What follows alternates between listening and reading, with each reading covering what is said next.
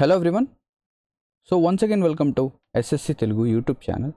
ఈ వీడియోలో మనం వచ్చేసరికి మన ఎఫ్ఆర్బి ఎకనామిక్స్ సిరీస్లో క్లాస్ 6లో అయితే ఉన్నాం. సో ఇందులో మనం వచ్చేసరికి మానిటరీ పాలసీ అనేది డిస్కస్ చేయబోతాం. సో లాస్ట్ క్లాస్లో మనం మనీ అండ్ బ్యాంకింగ్ అనేది డిస్కస్ చేసాం. సో ఈరోజు మానిటరీ పాలసీ అనేది డిస్కస్ చేయబోతాం. So basically what is monetary policy? ఈ మానిటరీ పాలసీ అనేది ఎవరు క్రియేట్ చేస్తారు లేదా దీన్ని ఎవరు రెగ్యులేట్ చేస్తారు అనేది మొత్తం ఏంటంటే ఈ వీడియోలో మనం డిస్కస్ అయితే చేయబోతున్నాం. సో ప్రీవియస్ క్లాసెస్లో మనం ఇన్ఫ్లేషన్, అన్ఎంప్లాయ్మెంట్ అదంతా మనం చూసాం. సో ఈ మానిటరీ పాలసీ అనేది మనం ఎందుకు ఇంట్రడ్యూస్ చేస్తామంటే మన ఎకానమీలో ఎప్పుడైనా కానివ్వండి, ఇన్ఫ్లేషన్ కానివ్వండి, డీఫ్లేషన్ కానివ్వండి లేదా డిస్ఇన్ఫ్లేషన్ కానివ్వండి, ఇటువంటి సిచ్యువేషన్స్ కనుక ఉన్నప్పుడు వాటిని ట్యాకిల్ చేయడం కోసం మనం ఏంటంటే ఈ మానిటరీ పాలసీని తీసుకొని రావడం జరుగుతుంది. ఇక్కడ బేసికలీ మనం ఆల్రెడీ ఇన్ఫ్లేషన్ అప్పుడు నేర్చుకున్నాం. ఏంటంటే ఏదైతే ఇన్ఫ్లేషన్ అనేది ఉందో అది కొద్ది వరకు ఏంటంటే మంచిది. అంటే మన ఎకానమీలో ఇన్ఫ్లేషన్ అనేది కొద్ది వరకు మంచిది. సో ఎలాగైతే మన వంటలో ఓకేనా మనం ఏదైతే ఫుడ్ అనేది తింటామో అందులో కొద్దిగా అంటే ఎగ్జాక్ట్ అమౌంట్లో సాల్ట్ కనుక ఉంటే అది బాగుంటుంది. అలా కాకుండా అస్సలు సాల్ట్ లేకపోతే అది అస్సలు బాగోదు. అదేవిధంగా సాల్ట్ అనేది మరీ ఎక్కువగా ఉంటే మనం దాన్ని అస్సలు తినలేము. అదేవిధంగా ఇన్ఫ్లేషన్ అనేది వర్క్ అవుతుంది. సో బేసికలీ ఏం చేస్తుందంటే ఈ మానిటరీ పాలసీస్ అన్నీ కూడా మన రిజర్వ్ బ్యాంక్ ఆఫ్ ఇండియా అనేది రెగ్యులేట్ అనేది చేస్తుంది అండ్ ఈ మానిటరీ పాలసీస్ని తీసుకొని రావడం జరుగుతుంది. ఎందుకు రెగ్యులేట్ చేస్తుంది? మనం ఆల్రెడీ చెప్పాం, ఇన్ఫ్లేషన్ని, డీఫ్లేషన్ని ట్యాకిల్ చేయడం కోసం.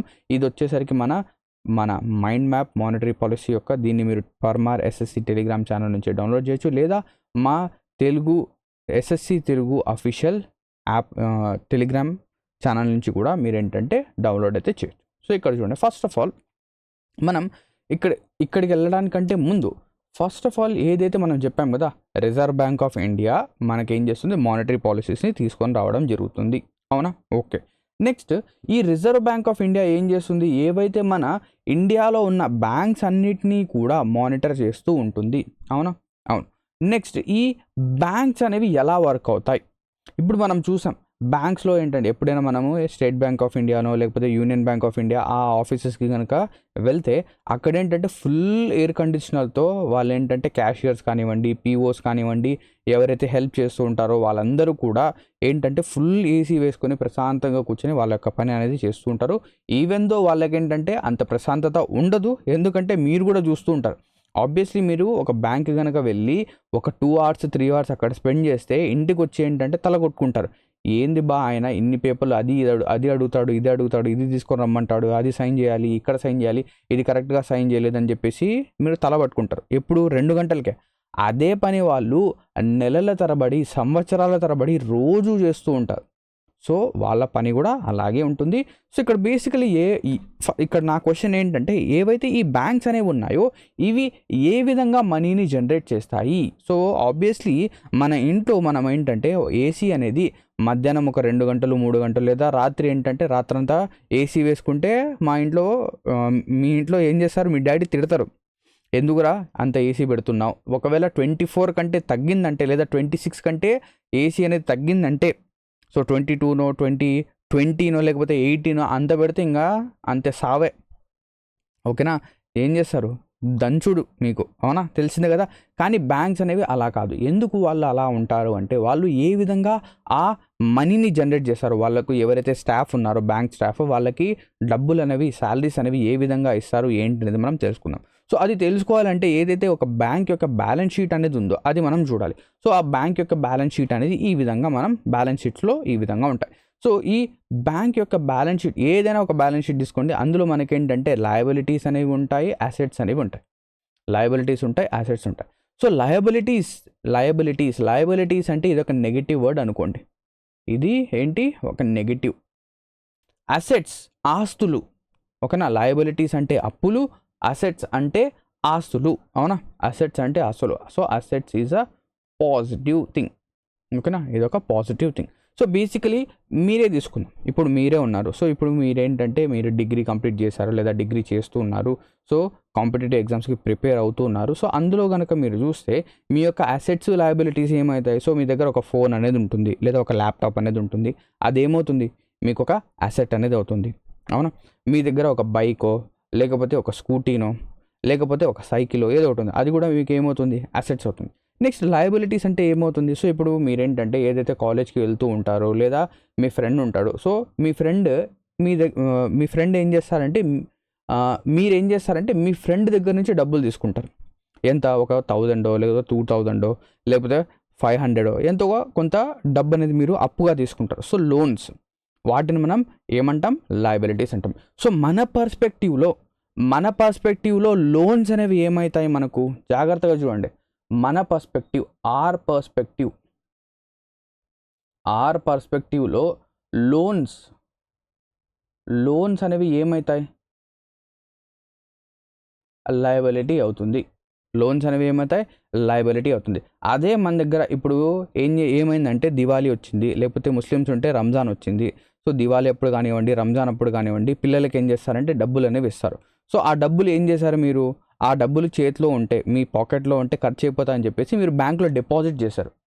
మీరు ఏం చేశారు? డిపాజిట్ చేశారు. సో మీ పర్స్పెక్టివ్లో లోన్స్ అనేవి లయబిలిటీస్ అవుతాయి, డిపాజిట్స్ అనేవి యాసెట్స్ అవుతాయి. మీ దగ్గర డబ్బులు అనేవి ఉన్నాయి. సో ఇది ఒక పాజిటివ్ థింగ్, అవునా? కానీ ఇదే వచ్చేసరికి రివర్స్ అవుతుంది. ఎప్పుడు? బ్యాంక్ పర్స్పెక్టివ్లో. ఒక బ్యాంక్ పర్స్పెక్టివ్ నుంచి మనం కనుక ఆలోచిస్తే, ఇప్పుడు మీరేం చేస్తున్నారంటే ఒక లోన్ అనేది తీసుకుంటున్నారు. ఎక్కడ తీసుకుంటున్నారు? బ్యాంక్ నుంచి తీసుకుంటున్నారు. మీకు లోన్ అనేది లయబిలిటీ అయితే బ్యాంక్కి అదేమవుతుంది? ఆస్తి అనేది అవుతుంది. ఎందుకంటే ఆ లోన్కి మీరేం చేస్తారు? ఇంట్రెస్ట్ అనేది కడతారు. మీరు ఆ లోన్కి ఏం చేస్తారు? ఇంట్రెస్ట్ అనేది కడతాడు. అండ్ దానితో పాటు ఆ లోన్ని మీరు ఏం చేస్తారు? మళ్ళీ రీపే అనేది చేస్తారు. ఒకవేళ రీపే చేయకపోతే మీరు ఏదైతే కొల్లాటరల్గా పెట్టారో, కొదవగా పెట్టారో, దాన్ని వాళ్ళు ఏం చేస్తారు? తీసుకుంటారు. సో ఇప్పుడు లెటస్ సపోజ్ మీరేంటంటే ఒక తులం బంగారం అనేది తీసుకొని వెళ్ళి బ్యాంక్లో లోన్ పెట్టారు. మీకేంటంటే ఒక 40,000 50,000 డబ్బులు అనేది ఇచ్చారు. సో ఎంతైనా మీరు పెట్టండి, approximately 50 to 60% of the value మాత్రమే వాళ్ళు ఇస్తారు. సో ఇక్కడ మీకు ఏమవుతుంది? డబ్బులు అయితే వచ్చాయి, కానీ డబ్బులతో పాటు మీరు ఇంట్రెస్ట్ పే చేయాలి. ఒకవేళ పే చేయకపోతే ఏమవుతుంది? మీ యొక్క గోల్డ్ అనేది వాళ్ళు సీజ్ అనేది చేస్తారు, వేలం పాట అనేది వేస్తారు. సో అలా అన్నమాట. క్లియర్? నెక్స్ట్ ఇక్కడ లయబిలిటీస్లో ఇప్పుడు చూడండి, చెప్పాను కదా, ఏవైతే డిపాజిట్స్ ఉంటాయో అవి మనకు అసెట్స్ అయితే, బ్యాంక్కి డిపాజిట్స్ అనేవి ఏంటి? లయబిలిటీస్. ఎందుకు? మీరు బ్యాంక్లో డబ్బులు అనేవి డిపాజిట్ చేశారు. సో ఈ డబ్బులు అనేవి మీరు ఎప్పుడైనా విత్డ్రా చేయొచ్చు. అండ్ మీరు ఎక్కువ రోజులు కనుక బ్యాంక్లో డిపాజిట్ చేసి ఉంచితే, అంటే మీరు లెటర్ సపోజ్ ఒక 1 lakh రూపీస్ ఏం చేశారంటే ఊరికే పడి ఉండడం ఎందుకు, మన చేతిలో ఉంటే ఖర్చు అయిపోతాయని చెప్పేసి బ్యాంక్లో డిపాజిట్ చేశారు. డిపాజిట్ చేసిన తర్వాత మీరు ఏం చేశారంటే ఆ 1 lakh అలాగే ఒక 1 year పాటు ఉంచారు. సో ఎప్పుడైతే మీరు 1 year పాటు అక్కడ ఉంచారో ఆ 1 lakhకి బ్యాంక్ ఏం చేయాలి? ఇంట్రెస్ట్తో పాటు ఒక 3%, 2%, 4% ఏం చేయాలి? దానికి ఇంట్రెస్ట్ అనేది ఇవ్వాలి. సో ఈ డిపాజిట్స్ అనేవి బ్యాంకుకి లయబిలిటీస్ అవుతాయి. సో ఈ డిపాజిట్స్ అనేవి కూడా 2 విధాలుగా ఉంటాయి. డిమాండ్ డిపాజిట్స్, టర్మ్ డిపాజిట్స్ అని చెప్పేసి. డిమాండ్ డిపాజిట్స్ అంటే వెంటనే డిమాండ్ చేసిన వెంటనే మన చేతికి డబ్బులు వచ్చేయాలి, వాటిని మనం డిమాండ్ డిపాజిట్స్ అంటాం. For example savings account, current account. So మన సేవింగ్స్ అకౌంట్లో ఒక 20,000 అనేది ఉంది. లెటర్ సపోజ్ నా అకౌంట్లో 20,000 అనేది ఉంది. సో ఇప్పుడు నాకు అర్జెంటుగా అవసరం పడింది. నేను ఏం చేయొచ్చు? వెంటనే బ్యాంక్కి వెళ్ళి ఒక స్లిప్ పైన ఏం చేయొచ్చు? నా యొక్క డీటెయిల్స్ అనేవి అన్నీ రాసి నా సిగ్నేచర్ చేసి వాళ్ళకి ఇస్తే ఆ ఏదైతే 20,000 ఉందో, లేకపోతే ఒక 1 lakh ఉందో, లేకపోతే 2 lakhs ఉందో, ఆ అమౌంట్ వాళ్ళు ఏం చేస్తారు? నాకు ఇచ్చేస్తారు. సో ఇదేమవుతుంది? లయబిలిటీస్. కానీ ఈ టర్మ్ డిపాజిట్స్ అనేవి ఏంటి అంటే, సర్టెన్ టైం వరకు ఇవి ఫిక్స్ అవుతాయి. సో దీన్నే మనం ఎగ్జాంపుల్గా తీసుకుంటే ఫిక్స్డ్ డిపాజిట్స్ అనేవి ఉంటాయి. సో ఫిక్స్డ్ డిపాజిట్స్ ఏంటంటే, లెటర్ సపోజ్ నేనేం చేశాను? బ్యాంక్ వెళ్ళి సేవింగ్స్ అకౌంట్లో డబ్బులు ఉంటే నేను మాటికి విత్డ్రా చేస్తున్నాను, ఓకేనా, అది ఖర్చు చేస్తున్నాను అని చెప్పేసి ఫిక్స్డ్ డిపాజిట్ చేశాను. సో ఫిక్స్డ్ డిపాజిట్ ఎఫ్డి చేశాను. సో ఈ ఎఫ్డి అనేది ఏంటంటే, ఈ ఎఫ్డికి నాకు 8% ఇంట్రెస్ట్ అనేది వస్తుంది 1 yearకి. నేనేం చేశాను? 2 years వరకు ఈ ఎఫ్డి అనేది ఫిక్స్ చేశాను. సో 2 సంవత్సరాల వరకు ఈ ఎఫ్డి ఫిక్స్ చేశాను. సో 2 yearsకి గాను ప్రతి ఇయర్ నాకు 8% ఇంట్రెస్ట్ వస్తుంది. సో 2 yearsకి 16% ఇంట్రెస్ట్ అనేది వస్తుంది. కానీ ఈ 2 years అయిపోయేంత వరకు ఈ అమౌంట్ని నేను విత్డ్రా చేయలేను. ఒకవేళ విత్డ్రా చేయాలి అనుకుంటే ఏమవుతుంది? ఈ ఎఫ్డిని కనుక మీరు క్యాన్సిల్ చేయాలి అంటే మీరు అడిషనల్ ఛార్జెస్ అనేవి పే చేసి దీన్ని క్యాన్సిల్ చేయాలి. అంటే మీరు ఎంతైతే ₹1,00,000 పెట్టారో, సో మీకు ₹1,00,000 రావు, ఇంకొద్దిగా తక్కువ అమౌంటే వస్తుంది. అండ్ అదేవిధంగా రికరింగ్ డిపాజిట్స్ అంటే మనం ఎగ్జాంపుల్గా సిప్, సిస్టమాటిక్ ఇన్వెస్ట్మెంట్ ప్లాన్. ఇవి మ్యూచువల్ ఫండ్స్లో మనం చేస్తాం. మంత్లీ ఒక 3,000 4,000 మీరు ఏం చేయొచ్చు, అందులో ఇన్వెస్ట్ చేయొచ్చు. సో బేసికలీ ఇదన్నమాట. సో బ్యాంక్ పర్స్పెక్టివ్లో డిపాజిట్స్ అనేవి లయబిలిటీస్ అవుతాయి, లోన్స్ అనేవి అసెట్స్ అవుతాయి. కానీ మన పర్స్పెక్టివ్ లోన్స్, లయబిలిటీస్, డిపాజిట్స్ అనేవి అసెట్. అర్థమైందా? క్లియరా? నెక్స్ట్, ఇప్పుడు బ్యాంక్స్ అనేవి ఏ విధంగా డబ్బులు అనేవి సంపాదిస్తాయి అది మనం ఆలోచించాలి. లెట్ అస్ సపోజ్ ఇది ఒక బ్యాంక్. ఇదేంటి? ఒక బ్యాంక్. సో ఇది మన లంచ్ బ్యాంక్, అంటే ఎస్బీఐ లంచ్ బ్యాంక్. సో ఈ ఎస్బీఐలో ఏమైందంటే, ఓకేనా, నేనేం చేశాను, నా దగ్గర డబ్బులు ఎక్కువ ఉన్నాయి కాబట్టి నేనేం చేశానంటే 1,00,000 రూపాయలు, ఓకేనా, ఒక 1,00,000 రూపీస్ నేనేం చేశానంటే ఇక్కడ నుంచి తీసుకొని వెళ్ళి బ్యాంక్లో డిపాజిట్ చేశాను. 1,00,000 రూపీస్ డిపాజిట్ చేశాను. సో ఈ డిపాజిట్ అనేది నేను అంతగా యూజ్ చేయను, ఎందుకంటే నేను కోటీశ్వర్ను కాబట్టి, నా దగ్గర లక్షల డబ్బులు ఉంటుంది కాబట్టి. సో జోక్ చేస్తున్నాను, అంత ఏం కాదు, ఓకేనా. ఎక్స్ప్లెయిన్ చేయడం కోసం చెప్తాను, ఓకేనా. సో ఇక్కడ చూడండి, దీనికి గాను అంటే ఈ 1,00,000 రూపీస్ నేను బ్యాంక్లో పెట్టాను కదా. సో దీనికి గాను నాకేంటంటే 4% ఏమొస్తుంది, ఇంట్రెస్ట్ అనేది వస్తుంది, అవునా. సో ఇప్పుడు ఇప్పుడు మీరే ఆలోచించండి. ఇప్పుడు మీ దగ్గర ఎవరో ఒకరు డబ్బులు తీసుకొని వచ్చి 1,00,000 రూపీస్ మీ దగ్గర ఇస్తున్నారు. సో మీకు ఏం చెప్తున్నారంటే, దీనికి ఎవ్రీ ఇయర్ నాకు 4% రిటర్న్స్ అని చెప్పేసి చెప్తున్నారు. మీ దగ్గర ఆ డబ్బులు అనేవి పెట్టుకుంటారా? మీ దగ్గరే పెట్టుకొని ప్రతి సంవత్సరం వాడికి ఏంటంటే 4% రిటర్న్స్ ఇస్తారా? దాంట్లో మీ యొక్క బెనిఫిట్ ఏముంది? మీకు బెనిఫిట్ ఏమైనా ఉందా? లేదు. సో ఇప్పుడు అదే విధంగా బ్యాంక్స్ కూడా అదే చేస్తాయి. ఏం చేస్తాయంటే, ఎవరికైతే రిక్వైర్మెంట్ ఉందో, ఏదైతే ఈ 1,00,000 రూపీస్ బ్యాంక్లో వచ్చిందో, ఈ 1,00,000 రూపీస్ని ఏం చేస్తుంది, బ్యాంక్ అనేది లోన్ రూపంలో ఇస్తుంది. లోన్ రూపంలో మీకు లేదా మీ ఫ్రెండ్ గారికి ఈ 1,00,000 రూపీస్ అనేది లోన్గా ఇస్తుంది. కానీ ఈ 1,00,000 రూపీస్కి ఏం చేస్తుంది, లెట్ అస్ సపోజ్ ఒక హోమ్ లోన్ కానివ్వండి, ఒక పర్సనల్ లోన్ కానివ్వండి, అది 8 నుంచి 9% లేదా కొన్నిసార్లు 10% కూడా వెళ్తుంది. అంటే 9% రేట్ ఆఫ్ ఇంట్రెస్ట్కి మీకు లోన్ అనేది ఇస్తుంది. సో ఇక్కడ బేసికలీ మీరు చూస్తే ఏదైతే 4%కి వీళ్ళు ఇక్కడ నుంచి వస్తుంది, బ్యాంక్లోకి వస్తుంది, ఇక్కడ నుంచి బయటికి వెళ్ళేటప్పుడు 9 వస్తుంది. అంటే అడిషనల్గా ఇక్కడ ఏమవుతుంది, 5% ఆఫ్ ఇంట్రెస్ట్ అనేది జనరేట్ అవుతుంది. అంటే ఇప్పుడు 1,00,000 రూపాయలకి 5% అనేది 5,000 అవుతుంది. అదే 1,00,000 కోట్లకి, అర్థమవుతుందా కాన్సెప్ట్? అంటే 1,00,000 రూపాయలకి 5% అనేది 5,000 అయితే, కోటి రూపాయలకి ఎంత అవుతుంది, 100 కోట్లకి ఎంత అవుతుంది, 1,000 కోట్లకి, 2,000 కోట్లకి, 5,000 కోట్లకి, 10,000 కోట్లకి ఎంత అవుతుంది. సో ఏదైతే ఈ 5% అడిషనల్ ఇంట్రెస్ట్ అనేది బ్యాంక్ సంపాదిస్తుందో, దీన్నే మనం స్ప్రెడ్ ఆఫ్ బ్యాంక్ అంటాం. Spread of bank. సో దీన్నే మనం స్ప్రెడ్ ఆఫ్ బ్యాంక్ అంటాం. సో ఈ విధంగా మన బ్యాంక్స్ ఏం చేస్తాయంటే డబ్బుల్ని సంపాదిస్తాయి. ఇప్పుడు ఇంకో సినారో ఆలోచిద్దాం. ఇప్పుడు ఏమైందంటే, ఈ బ్యాంక్ లోపల, ఎస్బీఐ లోపల 100 lakhs ఏంటంటే డబ్బులు అనేవి ఉన్నాయి, ఓకేనా. 100 లక్షలు అంటే 1 కోటి రూపాయలు ఉన్నాయండి. 100 lakhs అని చెప్పొచ్చు, లేదా 1 కోటి రూపాయలు.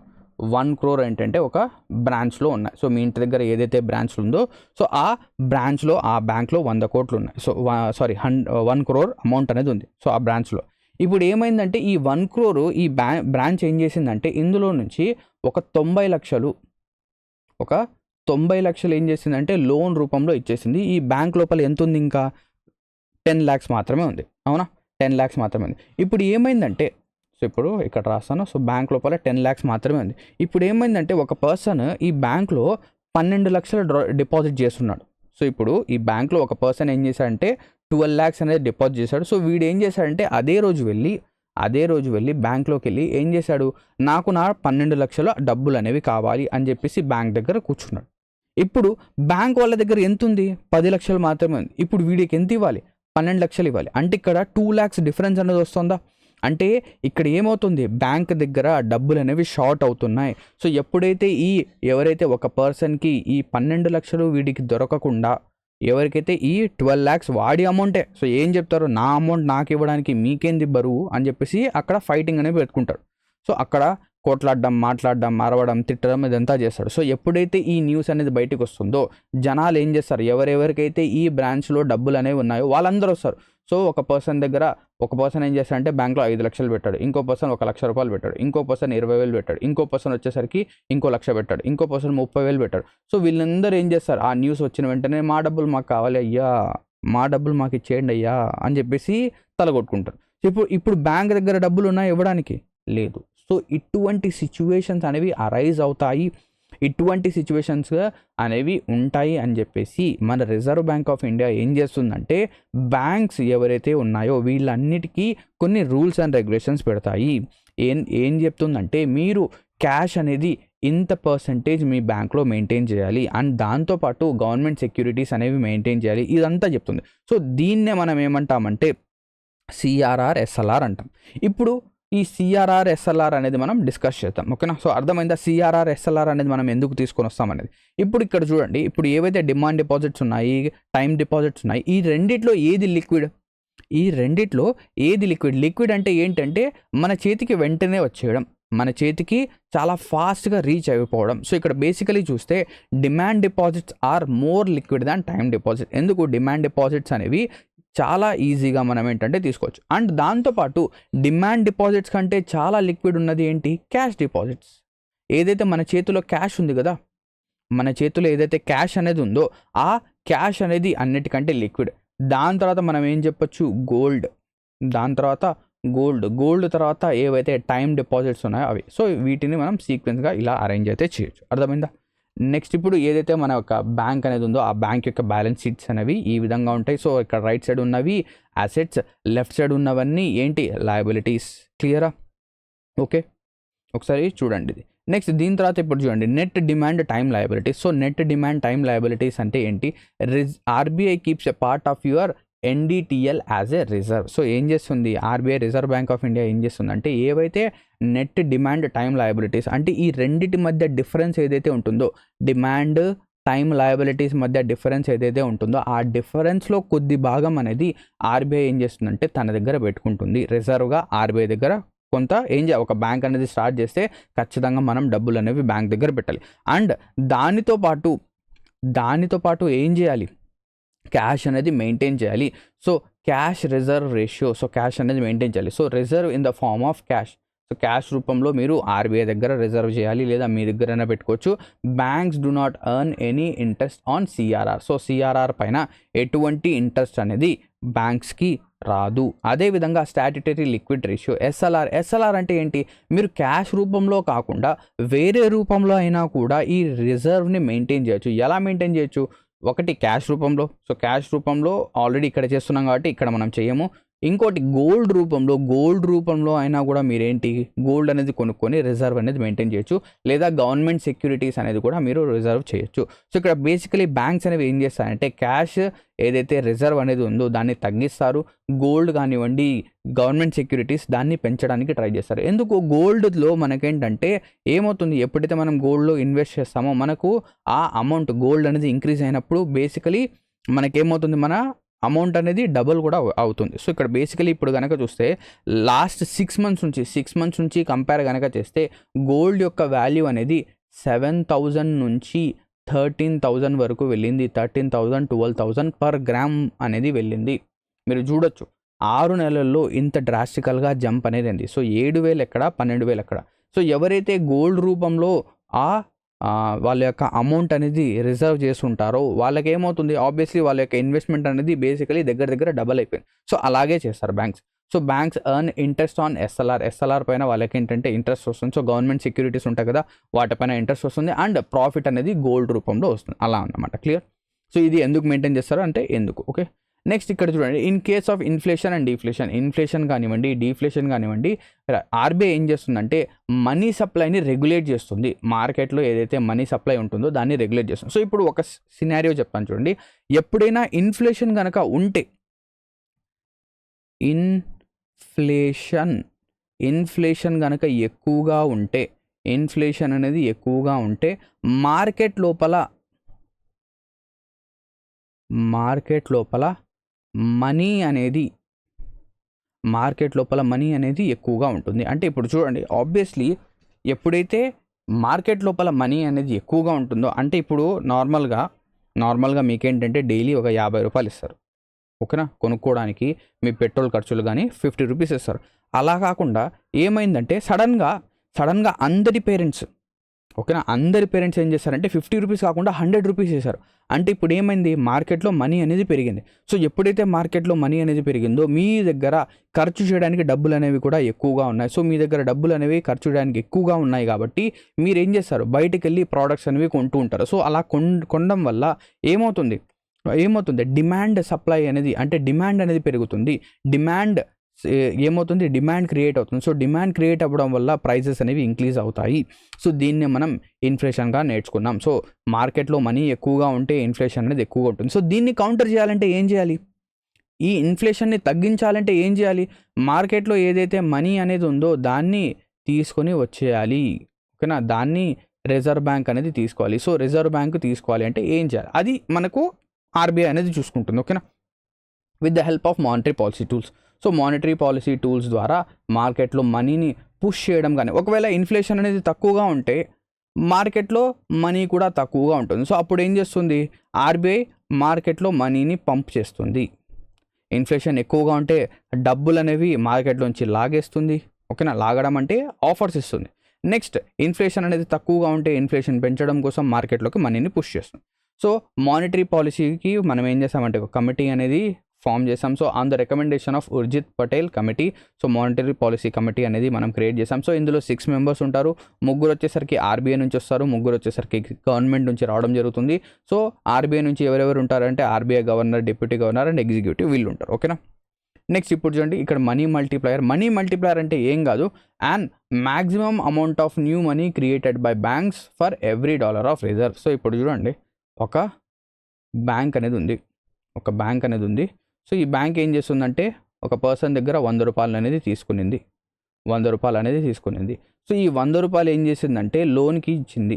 100 రూపాయలు ఏం చేసింది, లోన్కి ఇచ్చింది. సో లోన్కి ఇచ్చిన తర్వాత 1 సంవత్సరానికో 2 సంవత్సరాలకో ఈ 100 రూపాయలు అనేది ఏమైంది, 125గా, సో 100 రూపాయలు వెళ్ళింది, ఇక్కడ నుంచి ఏమైంది, 100 రూపాయలు అనేది 125గా రిటర్న్ వచ్చింది. అంటే ఇక్కడ 100 అనేది ఏమైంది, 100 రూపీస్ అనేది బ్యాంక్ తీసుకుని దాన్ని ఏం చేసింది, 125 చేసింది. సో ఇక్కడ 125 అంటే ఇక్కడ ఏమైంది, మనీ అనేది ఇంక్రీజ్ అయింది. ఎంత ఇంక్రీజ్ అయింది, ఇంటూ 1.25గా అయింది. అంటే 250 రూపీస్ ఎక్స్ట్రాగా వచ్చాయి.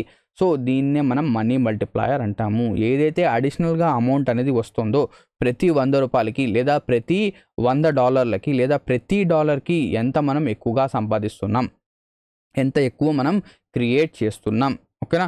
సో ఏదైతే ఇక్కడ మనీ మల్టిప్లయర్ అనేది తగ్గితే క్యాష్ రిజర్వ్ రేషియో అనేది పెరుగుతుంది. ఇలా మనకి ఏంటంటే చెప్తున్నారు, ఓకేనా.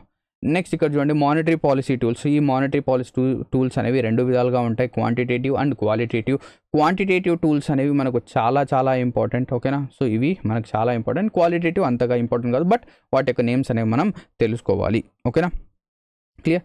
సో ఇక్కడ చూడండి, సో క్వాంటిటేటివ్ టూల్స్లో మనకి ఏంటంటే బ్యాంక్ రేట్ అనేది వస్తుంది. సో బ్యాంక్ రేట్ అంటే ఏంటి, సో మనం చెప్పాం కదా.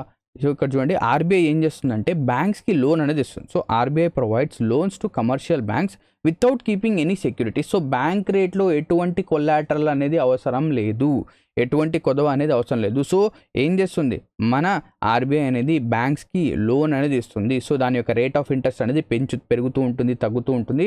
సో ఇప్పుడు ఎంత ఉంది అనేది నేను ఎగ్జాక్ట్గా చెప్తాను, ఒక్క సెకండ్ టైం ఇవ్వండి నాకు. సో ఇక్కడ మనం గూగుల్లో కనుక సెర్చ్ చేస్తే RBI bank rate, so RBI bank rate ఈరోజు వచ్చేసరికి 5.75% అనేది ఉంది. సో ఎంత ఉంది, 6.75 కాదు, 5.75%. సో ఇది ఏంటంటే పెరుగుతూ ఉంటుంది, తగ్గుతూ ఉంటుంది అన్నమాట. సో ఇక్కడ మనకి ఏం చెప్తారంటే ఆర్బీఐ యొక్క బ్యాంక్ రేట్ అనేది 25 బేసిస్ పాయింట్ పెంచడం జరిగింది. సో ఇక్కడ జాగ్రత్తగా చూడండి, 25 బేసిస్ పాయింట్ అంటే 0.25% పెంచడం అంటే యాడ్ చేయాలి. సో 5.75 ఉంది. సో ఇప్పుడు ఏం చేసింది, 25 బేసిస్ పాయింట్ పెంచిందంటే 0.25% పెంచింది, అంటే 6%గా చేంజ్ అయింది. సో ఇక్కడ ఏం చేస్తున్నాం మనము, బ్యాంక్ రేట్ని, సో ఇక్కడ జాగ్రత్తగా వినండి, సో బ్యాంక్ రేట్ని మనము పెంచుతున్నాము. సో బ్యాంక్ రేట్ అనేది పెంచుతున్నాము. ఓకేనా. లెటస్ సపోజ్ ఇది వచ్చేసరికి బ్యాంక్ రేట్ అనేది తగ్గిస్తున్నాం అనుకుందాం. సో బ్యాంక్ రేట్, ఇక్కడ ర్యాంక్ రాస్తాను చూడండి, బ్యాంక్ రేట్ అనేది పెంచితే ఏమవుతుంది, మార్కెట్లో డబ్బులు అనేవి ఉంటాయా, పెరుగుతుందా, తగ్గుతుందా. సో బ్యాంక్ రేట్ అనేది తగ్గితే, సో ఇప్పుడు చూడండి బ్యాంక్ రేట్ అంటే ఏంటి, ఆర్బీఐ లోన్ ఇవ్వడం. సో ఒకవేళ బ్యాంక్ రేట్ కనుక తగ్గితే, రేట్ ఆఫ్ ఇంట్రెస్ట్ కనుక తగ్గితే, ఇప్పుడు బ్యాంక్స్ అనేవి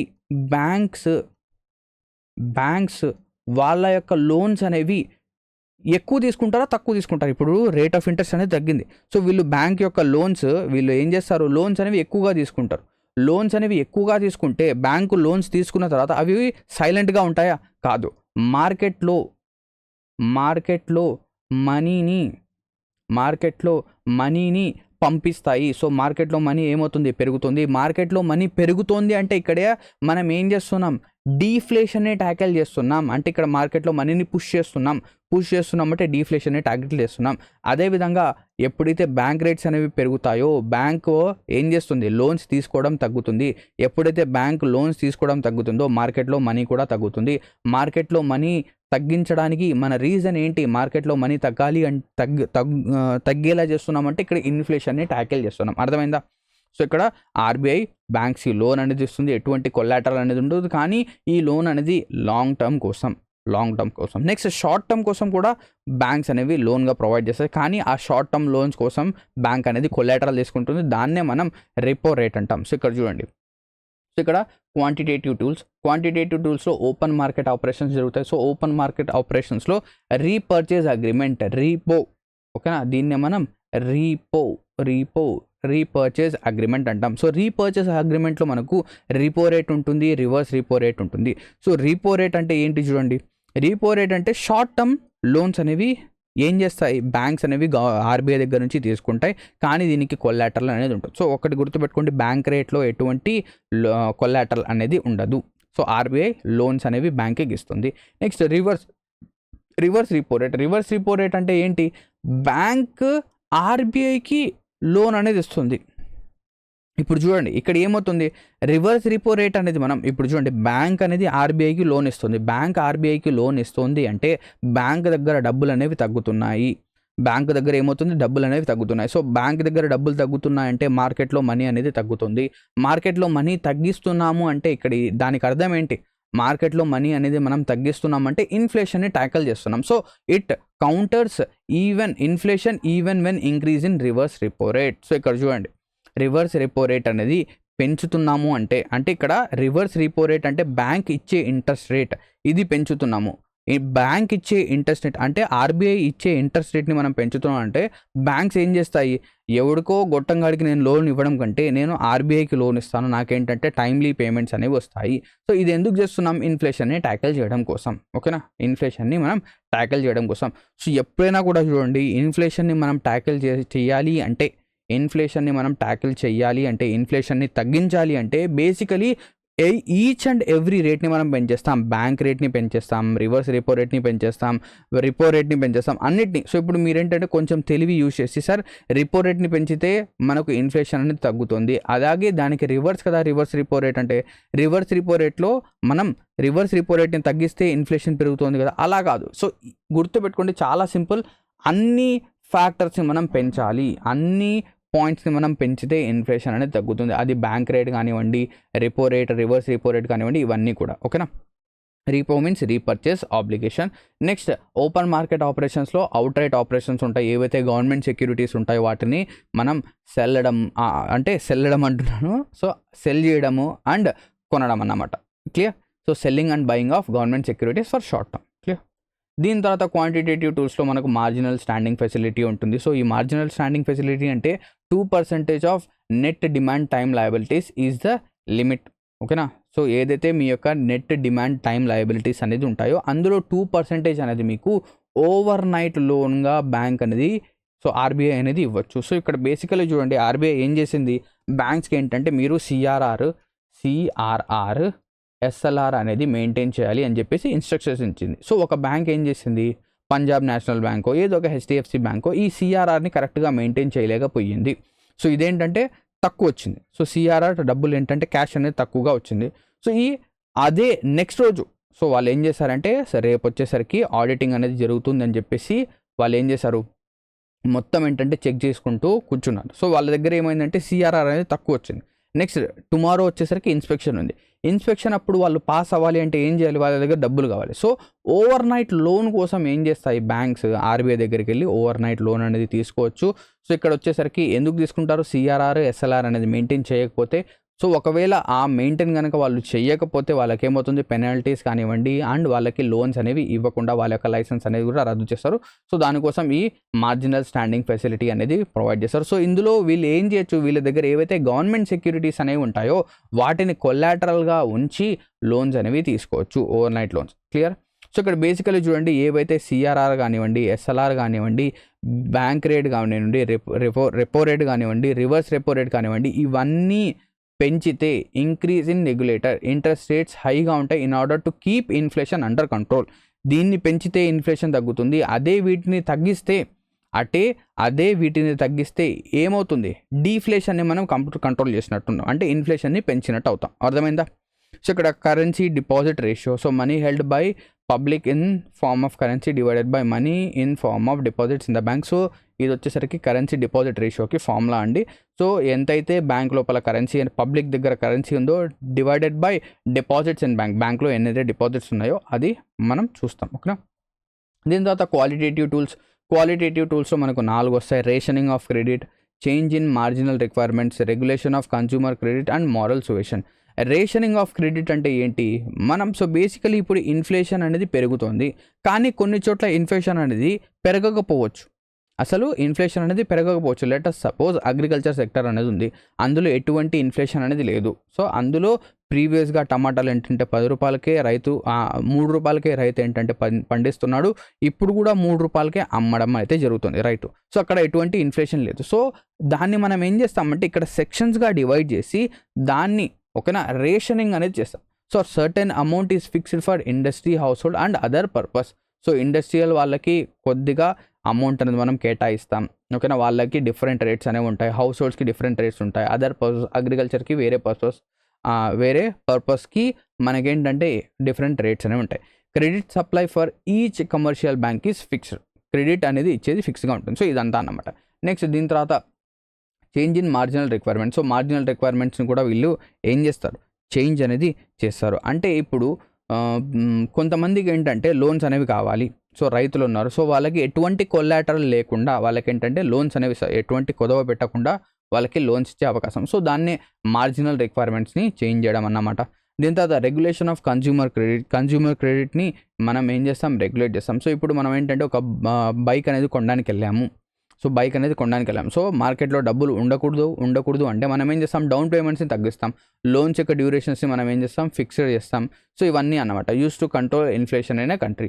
సో మారల్ సువేషన్ అంటే ఏంటి, ఇక్కడ credit limit for each sector is imposed by rules and regulation. So ఇదంతా మనకంతా అవసరం లేదు. సో ఈ 4 ఇంపార్టెంట్ పాయింట్స్ గుర్తుపెట్టుకోండి. Rationing of credit, change in marginal requirements, regulation of consumer credit, moral suasion. So ఇందులో ఎగ్జామ్లో క్వశ్చన్స్ అనేవి ఏ విధంగా వస్తాయి తెలుసా.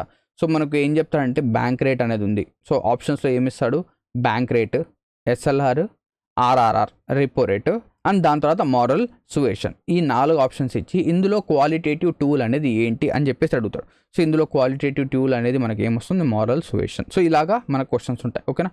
దీని తర్వాత ఇక్కడ ఫిస్కల్ పాలసీ.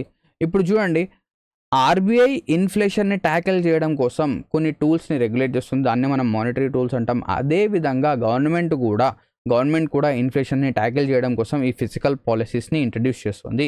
సో దీన్నే మనం ఫిజికల్ పాలసీ అంటాం, use by government of India to control inflation or deflation. So ఇక్కడ డీఫ్లేషన్ని తగ్గించాలి అంటే ఓకేనా. సో ఇక్కడ చూడండి, ఇప్పుడు ట్యాక్స్ని కనుక మనం పెంచితే ఓకేనా, ట్యాక్స్ని మనం పెంచుతున్నాం, సబ్సిడీని తగ్గిస్తున్నాం అండ్ ఎంఎస్పీని కూడా తగ్గించాలి. సో ఇప్పుడు చూడండి, మార్కెట్ లోపల ఓకేనా, మార్కెట్లో ఇన్ఫ్లేషన్ అనేది ఎక్కువగా ఉంది. సో మార్కెట్లో డబ్బులు అనేవి ఎక్కువగా ఉన్నాయి. సో ఏం చేస్తున్నాం, వాళ్ళ దగ్గర నుంచి డబ్బులు లాగాలి అంటే ట్యాక్స్ పెంచాలి. వాళ్ళకి ఏదైతే ప్రీవియస్గా సబ్సిడీస్ ఫ్రీ డబ్బులు అనేవి ఇస్తున్నామో దాన్ని తగ్గించాలి. వాళ్ళ దగ్గర డబ్బులుగా ఫ్రీ అనేది వెళ్ళదు. అండ్ మినిమం సెల్లింగ్ ప్రైస్ ఏదైతే ఉందో ఎంఎస్పి దాన్ని కూడా తగ్గించాలి. సో ఇలా మనం చేస్తే ఇన్ఫ్లేషన్ అనేది ట్యాకిల్ అవుతుంది. సో ఇదే ఫిజికల్ పాలసీ. సో బేసికలీ ఇది మన యొక్క ఏదైతే మానిటరీ పాలసీ అనేది ఉందో ఇది అవుతుంది. సో ఈ సెషన్ అనేది మీకు అర్థమై ఉంటుంది అనుకుంటున్నాను. ఓకేనా. So thank you very much for watching this video and మా యొక్క తెలుగు ఎగ్జామ్ ప్రెప్ యాప్ని ఖచ్చితంగా డౌన్లోడ్ అయితే చేసుకోండి. Thank you, have a lovely day ahead. Session dismissed.